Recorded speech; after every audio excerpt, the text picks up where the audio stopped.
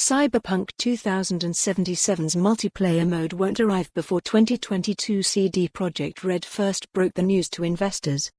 In brief, Cyberpunk 2077 is one of the most highly anticipated games of this generation, and possibly the next, but the world got a bit of a shock yesterday when developer CD Projekt Red announced that the title needed some extra time in the oven, a whopping 5 months, to be specific.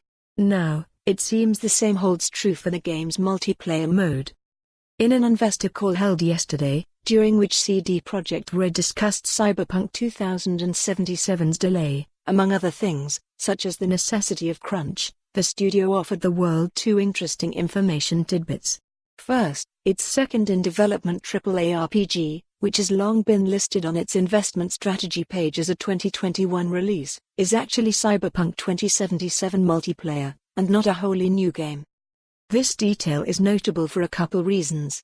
For starters, it puts an end to speculation that the studio has been preparing a new IP or The Witcher 4. It seems Cyberpunk is keeping the team's hands full. Additionally, it suggests that Cyberpunk 2077 multiplayer will be standalone in some way, rather than an addition to the main game.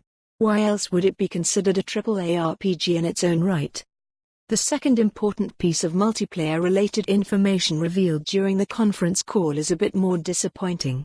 CD Projekt Red's leadership confirmed to a caller that Cyberpunk 2077's multiplayer mode is likely to miss its 2021 release target.